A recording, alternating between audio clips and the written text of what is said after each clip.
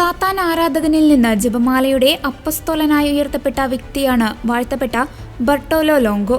1841 ഫെബ്രുവരി 10 ഇറ്റലിയിലെ ബ്രിൻഡിസിക്കടുത്തുള്ള ലാറ്റിയാനോയിലാണ് ബർട്ടോലോ ലോംഗോ ജനിച്ചത്.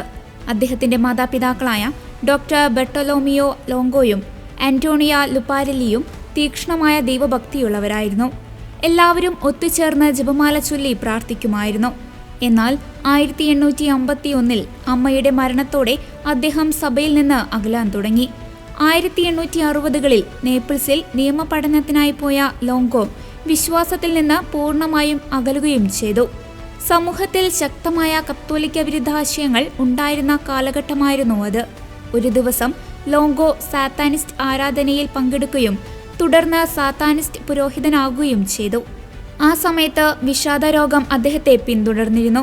അതിന്റെ ഫലമായി ആത്മഹത്യ ചെയ്യാനുള്ള പ്രവണതയും അദ്ദേഹത്തിനുണ്ടായി. ഒരിക്കൽ ലോംഗോ തന്റെ യൂണിവേഴ്സിറ്റി പ്രൊഫസറായിരുന്ന വിൻസെൻസോ പെപ്പയുടെ അടുത്ത് സാത്താനിസം ഉപേക്ഷിക്കാൻ ആഗ്രഹിക്കുന്നതായും അതിനുവേണ്ടി സഹായിക്കണമെന്ന് അഭ്യർത്ഥിക്കുകയും ചെയ്തു.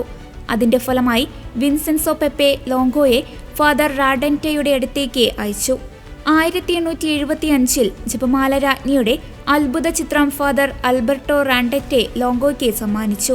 തുടർന്ന് ഫാദർ റാൻഡറ്റയുടെ നിർദ്ദേശപ്രകാരം ലോംഗോ ജപമാല ചൊല്ലാനും ആരംഭിച്ചു.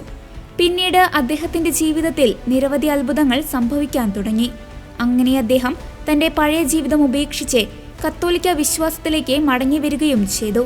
അധികം വൈകാതെ അദ്ദേഹത്തിന്റെ ജീവിതത്തിൽ ജപമാലയോടുള്ള ഭക്തി വളർന്നു. പ്രസിദ്ധമായ മരിയൻ തീർത്ഥാടന കേന്ദ്രമായ ഇറ്റലിയിലെ പോംപെയിൽ ചർച്ച് ഓഫ് ഫ്രീ റോസറിയുടെ സ്ഥാപകനാണ് വാഴ്ത്തപ്പെട്ട ബർട്ടോലോ ലോംഗോ.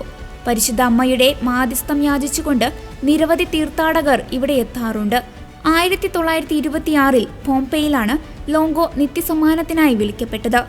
1980 ജോൺ പോൾ II മാർപ്പാപ്പ അദ്ദേഹത്തെ വാഴ്ത്തപ്പെട്ടവനായി പ്രഖ്യാപിച്ചു.